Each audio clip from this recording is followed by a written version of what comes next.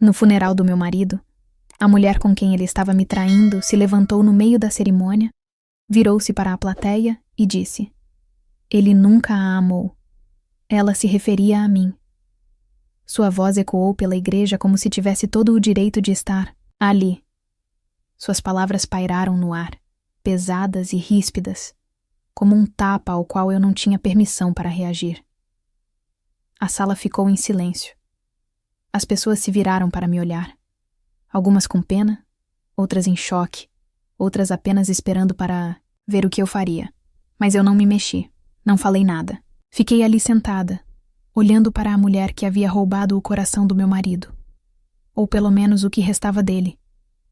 A mão do meu filho estava na minha. Minha mãe apertou meu ombro com mais força. Meu corpo inteiro queria explodir. Mas fiquei imóvel, porque o que eu sabia, o que ela não sabia, era que a história ainda não tinha acabado. Alguns segundos depois, nosso advogado de família, Dr. Armando Leite, caminhou calmamente até a frente da sala. Ele segurava uma pequena caixa de madeira nas duas mãos. Todos o observavam, sem saber se aquilo fazia parte da cerimônia ou se era algum tipo de anúncio de última hora. Ele se virou para ela, a amante, e disse sem hesitar: "Ele deixou isso só para você." Ela pegou a caixa dele como se fosse um presente, como se tivesse ganhado alguma coisa. Ela a abriu e então gritou. Antes do funeral, eu não chorei. Eu não conseguia. Não por ele. Ainda não. Eduardo estava morto havia 6 dias. Um acidente de carro, estrada escorregadia pela chuva, tarde da noite. Disseram que foi instantâneo, mas esses detalhes não me importavam. O que importava era o silêncio que se seguiu. O tipo de silêncio que não parece tranquilo, apenas pesado. Lembro-me vividamente da manhã do funeral. O cheiro de café que eu não conseguia me obrigar a beber. O jeito como minha mãe ficava, ajeitando suas pérolas, como se isso lhe desse algo em que se agarrar. O som de Lucas, meu filho de 10 anos, fechando o zíper de sua jaqueta preta minúscula, tentando agir como se aquilo fosse apenas mais um evento de adultos, como se não soubesse que seu mundo havia se partido ao meio. "Você está linda", disse minha mãe suavemente, enquanto prendia um broche de prata no meu casaco, como uma viúva deveria ser. Não respondi. Olhei no espelho e mal me reconheci. Cabelo preso para trás, maquiagem escondendo as olheiras, lábios pintados no mesmo tom que usei no dia do nosso casamento. Parecia uma piada cruel, como eu outrora usara essa mesma cor com esperança no coração, e agora a usava como uma armadura. O caminho até a igreja foi tranquilo. Sentei-me entre minha mãe e Lucas no banco de trás do seu velho Monza. Ele segurou minha mão o tempo todo, mas eu sentia suas perguntas zumbindo sob a superfície. Ele não perguntava sobre o acidente desde o dia em que aconteceu. Só perguntava se o pai realmente o amava. Essa foi a parte que mais doeu. Quando chegamos, a primeira coisa que notei foi como a igreja estava lotada. Eu não esperava tanta gente. Eu me perguntava quantos deles realmente conheciam Eduardo. O verdadeiro Eduardo. O homem que eu amei? Sim, mas também o homem que mentiu para mim. Que sorriu enquanto apagava pedaços de mim pelas costas. A maioria deles chegou carregando caçarolas e simpatia, mas alguns trouxeram sussurros e olhares de soslaio. Estávamos sentados na frente, ao lado das flores que eu havia colhido dias antes. Mentiras e rosas brancas. Ele as odiava, mas eu não me importava. O serviço era para ele, sim, mas também era meu. Meu momento de me despedir. Mesmo sem saber de quem eu estava me despedindo. Do homem que ele era, ou do homem que eu pensava que ele fosse. Enquanto o órgão tocava, eu observava a sala. Amigos, familiares, colegas, até mesmo alguns antigos amigos de colégio de Eduardo que eu não via há anos. Mas então eu a vi. Ela estava perto do fundo no início, parada sob o arco como se estivesse decidindo se entrava ou não. Esbelta, com um vestido vermelho que brilhava a cada movimento. Ela se destacava como um sinalizador de alerta em um mar de preto e cinza. Vanessa Prado. Eu não precisava de apresentações. Já tinha visto o nome dela antes, em recibos, em faturas de hotel, em um colar que ele comprou num Natal, quando eu ganhei um suéter. E agora ela estava aqui. Inclinei-me para minha mãe e sussurrei. Ela veio. Minha mãe não perguntou quem. Ela não precisava. Seus lábios se apertaram, e ela estendeu a mão para mim. Vanessa caminhou pelo corredor lentamente, deliberadamente, como se pertencesse ao seu lugar naquela história. Seus olhos encontraram os meus por uma fração de segundo. Não havia vergonha, neles, apenas direito, como se ela estivesse ali para receber algo. Eu sentia Lucas observando-a também, confuso, sem entender por que sua mãe de repente se enrijeceu ao seu lado. Alisei seus cabelos, beijei o topo de sua cabeça e sussurrei. Só ouça as coisas boas que as pessoas dizem sobre o papai. Ele assentiu, ainda jovem demais para entender as mentiras que os adultos contam em funerais. Quando o pastor João começou a falar, encarei a fotografia de Eduardo no altar. Era a que eu tinha escolhido, aquela em que ele parecia mais feliz. Lembro-me de tirá-la. Estávamos em Campos do Jordão, em uma viagem em família, logo depois do nascimento de Lucas. Eduardo estava rindo de algo que Lucas fez. Ou talvez fingindo. Olhei para aquela foto e tentei me lembrar de como era amá-lo sem hesitar. Tentei sentir algo limpo, algo acolhedor. Mas tudo o que eu conseguia sentir era a traição por trás da dor. E enquanto Vanessa estava sentada algumas fileiras atrás de mim, cruzando as pernas e sacudindo o cabelo como se estivesse esperando um holofote, percebi uma coisa. O dia não seria sobre encerramento. Seria sobre verdade e dor. E talvez, se eu tivesse sorte, liberdade. O pastor estava no meio da frase quando ela se levantou. Vanessa Prado, vestida de vermelho como se estivesse em uma celebração, levantou-se no centro da igreja lotada e se virou para a frente com o tipo de calma que sempre vem antes de uma tempestade. Seus saltos estalaram uma vez contra o piso de madeira quando ela deu um passo à frente. As pessoas se viraram em seus assentos. Algumas sussurraram seu nome. Algumas já a tinham visto antes, talvez em eventos de trabalho de Eduardo ou em público. Outras não a conheciam, mas sentiam que algo estava errado. A atenção era intensa o suficiente para ser sentida. O pastor fez uma pausa, confuso. Ele olhou para mim em busca de orientação, sem saber se aquilo era algum tipo de homenagem planejada. Não lhe dei nada. Vanessa não esperou pela permissão. Virou-se para os bancos e ergueu o queixo. Sei que alguns de vocês não me conhecem, disse ela, alto o suficiente para que todos os cantos do santuário ouvissem. Mas eu conhecia. Eduardo melhor do que a maioria de vocês jamais poderia conhecer. As pessoas se mexeram nos assentos. Minha mãe se inclinou e sibilou. Deveríamos parar com isso. Não, eu disse. Deixe-a falar. Porque eu queria ouvir que história ela havia construído para si mesma. Eu queria saber até onde ela iria para reescrever a verdade. Vanessa colocou a mão no peito e disse: Eu estive na vida dele por 5 anos. 5. E não em segredo. Ele me contou tudo. Como estava infeliz, como se sentia preso, como não conseguia ser quem realmente era em casa. Algumas pessoas ficaram boquiabertas, outras evitaram olhar para mim. A voz de Vanessa vacilou, como se ela achasse que era ela quem estava de luto. Ele me disse que só ficou por causa do filho, acrescentou ela. Não porque a amava. Ela olhou diretamente para mim ao dizer isso. Não havia pedido de desculpas em seus olhos, apenas triunfo, como se ela acreditasse ter vencido. Eu não vacilei, mas por dentro eu estava queimando.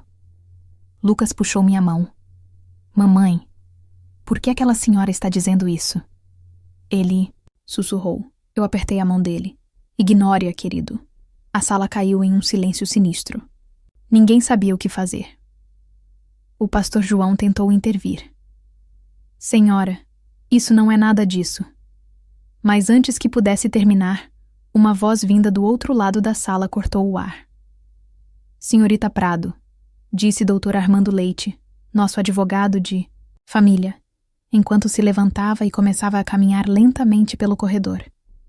Todos os olhares se voltaram para ele. Ele segurava uma pequena caixa de madeira nas mãos.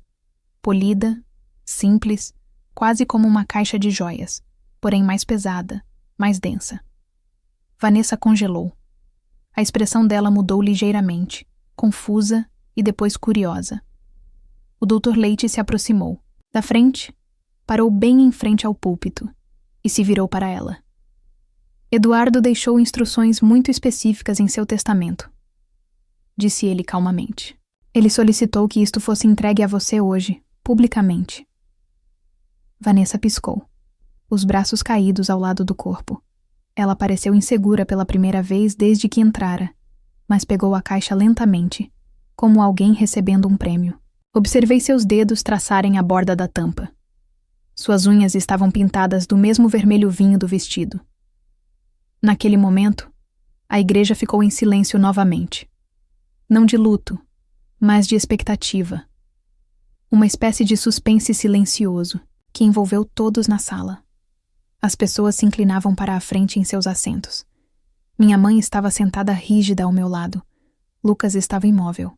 Até o pastor se afastou, observando. Vanessa me olhou uma última vez, presunçosa e firme, e então abriu a caixa. O que ela esperava eu nunca saberei. Uma carta, talvez. Um anel. Uma última declaração de amor. Mas o que ela recebeu foi algo completamente diferente.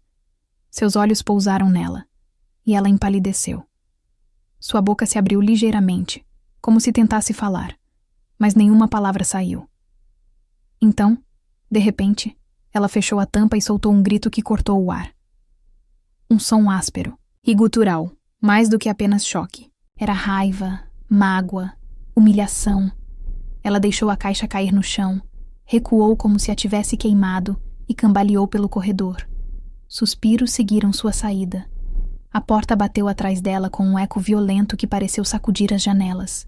A caixa estava na frente, intocada. O Dr. Leite se virou brevemente para mim e assentiu. Um pequeno sinal particular. Não olhei para ela. Não precisava. Eu já sabia o que havia dentro. Eduardo havia planejado isso.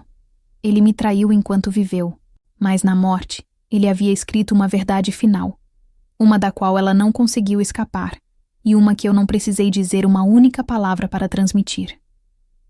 Na noite anterior ao funeral, sentei-me à mesa da cozinha com o Dr. Leite, o UCTA, advogado em quem Eduardo confiava há anos.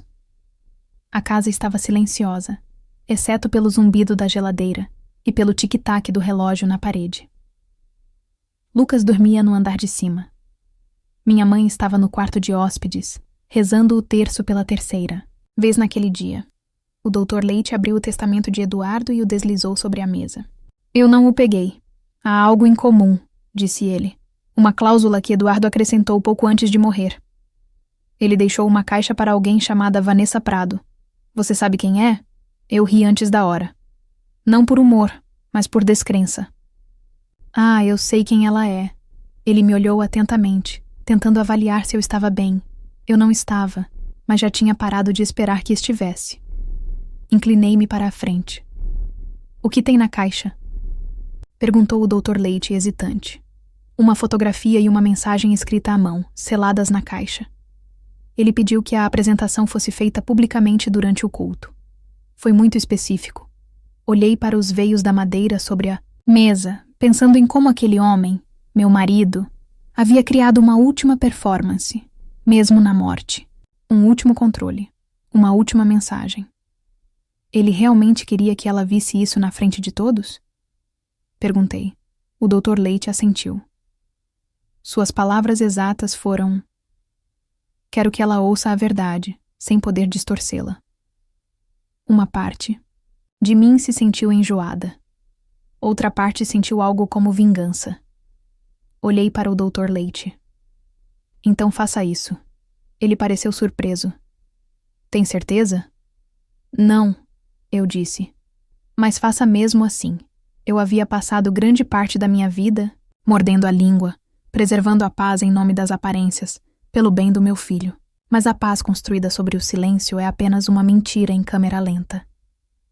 E eu estava farta de mentir, mesmo que tivesse que deixar Eduardo contar a verdade através das cinzas que deixou para trás. Naquela noite, não dormi. Deitei na cama, olhando para o teto, pensando em tudo o que havia sacrificado para ser sua esposa.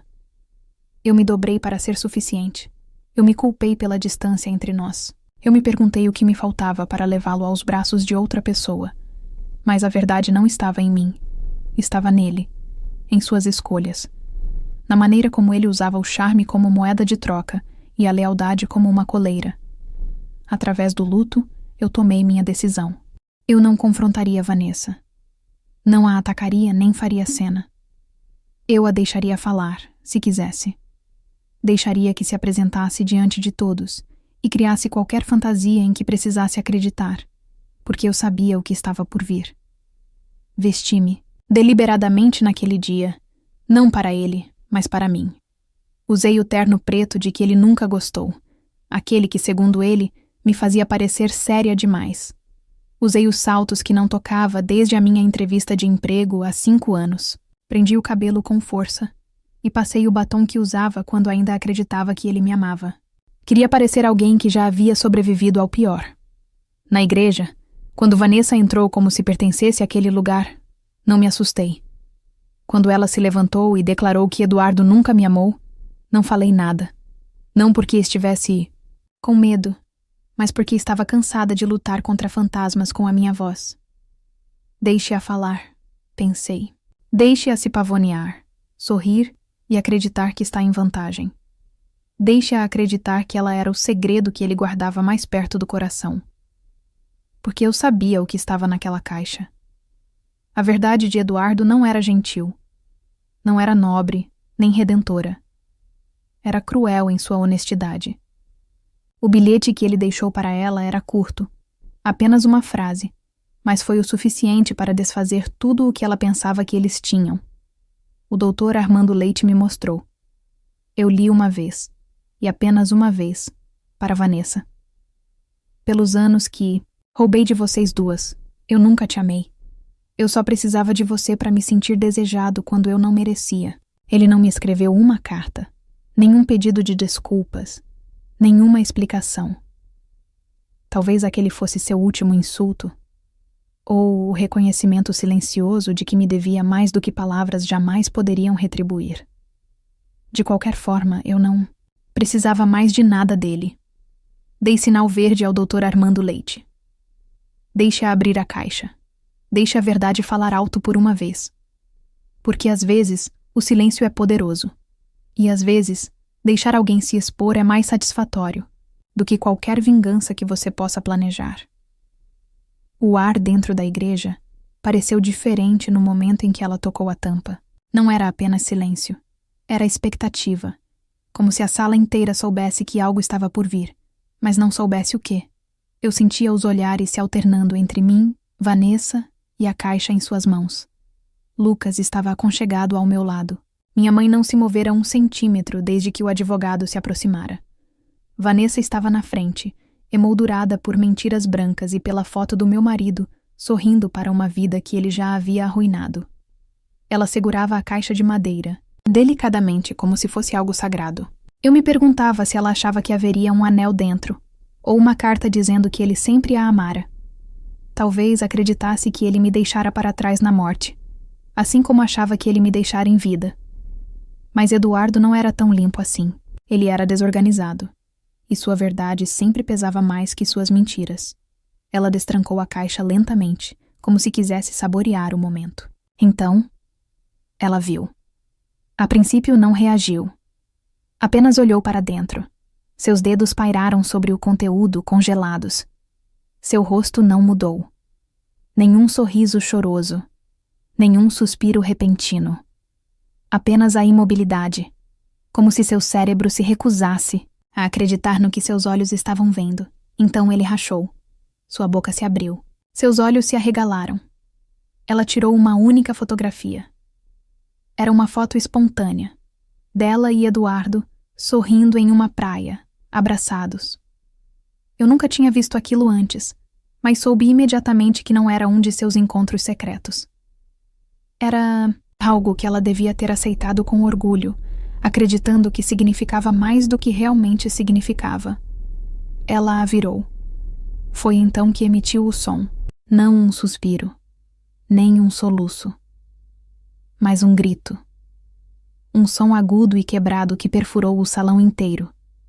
O tipo de grito que se dá quando uma mentira em torno da qual se construiu a própria vida desmorona de uma só vez.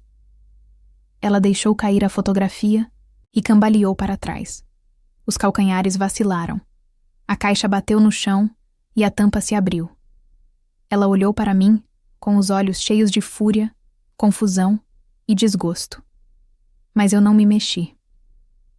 O doutor Armando Leite deu um passo à frente e pegou a fotografia, caída, tomando cuidado para não falar. Uma mulher na segunda fila se levantou e perguntou: "O que está acontecendo?" Vanessa se virou, o rosto corado e o peito arfando. Ele mentiu para mim. Ele disse que me amava. Ele disse que a estava deixando. Sussurros irromperam pelos bancos. Algumas pessoas balançaram a cabeça. Outras se aproximaram, murmurando como se a fofoca pesasse mais do que a tristeza. Ela agarrou o peito, procurando por alguém, qualquer pessoa, que a salvasse do constrangimento que lhe percorria a pele. Ela não estava apenas com o coração partido. Ela estava exposta. Toda a sua identidade, seu papel na vida de Eduardo, se desfazendo diante de estranhos. Então, ela fez algo que eu não esperava. Caminhou em minha direção.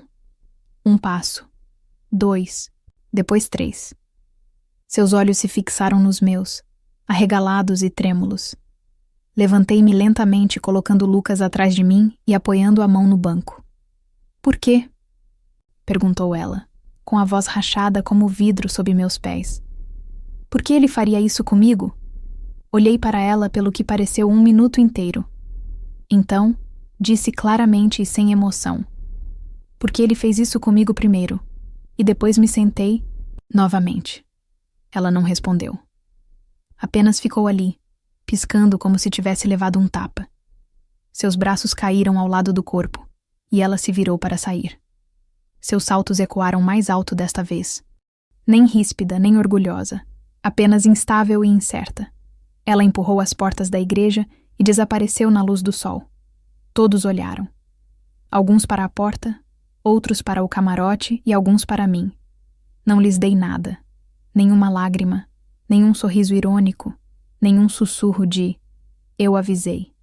Eu não tinha mais nada a provar. A voz de Eduardo não foi ouvida naquele dia, mas sua mensagem soou mais alto do que qualquer elogio fúnebre. Ele a deixou apenas com a verdade, e ao fazê-lo, finalmente me deu a única coisa que nunca pôde dar em vida: clareza. Depois do funeral, não fui à recepção. Deixei os convidados saírem, com os olhos pesados de coisas que não tiveram coragem de dizer. Eles me deram acenos suaves, sorrisos fracos e abraços rápidos. Alguns ofereceram condolências superficiais sobre como o luto pode fazer as pessoas agirem de forma estranha, fingindo que não tinham acabado de testemunhar uma mulher se desnudar emocionalmente em público. Deixem-nos falar. Acompanhei Lucas até o carro. Ele estava quieto, segurando a pequena cruz de madeira que a funerária havia distribuído. Quando entramos, ele finalmente falou: "Mãe, quem era aquela mulher?" Eu não menti. "Ela era alguém que seu pai conhecia", eu disse. Alguém que se achava importante para ele. Ele olhou pela janela por alguns segundos e perguntou: "Ela te machucou?" Depois fez uma pausa, considerando a pergunta. "Como você explica traição para uma criança de 10 anos, sem fazê-la sentir que veio de algo quebrado?" "Ela não me machucou", eu disse finalmente. "Ele fez isso. Mas eu não vou carregar isso para sempre. E você também não." Ele assentiu, como se entendesse mais do que eu imaginava, e então se encostou no meu braço enquanto voltávamos para casa. Naquela noite, a casa parecia diferente. Não porque estivesse mais silenciosa.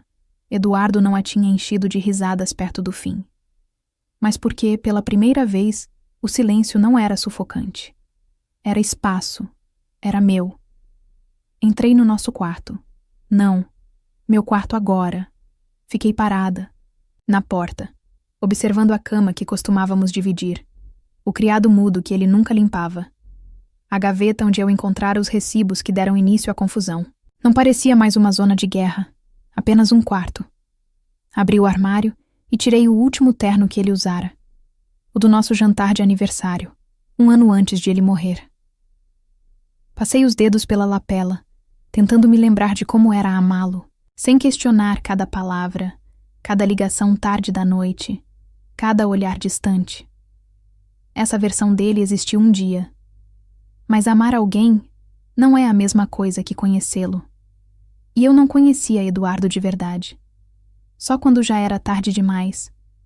Coloquei o terno na cama, dobrei-o cuidadosamente e o coloquei numa caixa de doações. Eu não precisava mais dele. Não precisava de nada daquilo. Na manhã seguinte fiz panquecas para o Lucas. Coloquei música enquanto comíamos. Ele riu pela primeira vez em semanas. E eu percebi uma coisa. Eu não estava mais de luto pelo Eduardo. Eu estava de luto por mim mesma. A versão de mim que acreditava que o amor tinha que ser conquistado. Que lealdade significava silêncio. Que a força era medida pela quantidade de dor que você conseguia suportar sem vacilar. Mas essa versão de mim se foi. Não estou com raiva da Vanessa. Não mais. Acho que ela o amava à sua maneira. Ou talvez ela simplesmente amasse ser escolhida, como eu um dia amei. Mas amor construído sobre mentiras não é amor de jeito nenhum. É sobrevivência. E eu cansei de sobreviver. Eu quero viver. Eduardo achou que a verdade a machucaria. E machucou. Mas me libertou. E talvez, da forma mais distorcida, esse foi o seu último presente. As pessoas sempre dizem que funerais são para os vivos, não para os mortos. Eu costumava pensar que isso significava um encerramento. Agora, acho que significa escolha. Você pode escolher que tipo de pessoa será quando as piores partes da sua história passarem. Você pode decidir se a dor se tornará sua prisão ou seu ponto de virada. Eu escolhi a segunda opção. Enquanto eu estava em pé perto da janela naquela manhã, com o café na mão, observando Lucas perseguir o cachorro no quintal, percebi que não estava esperando por mais nada. Não um pedido de desculpas, não respostas, não alguém para me salvar da dor. Eu me salvei.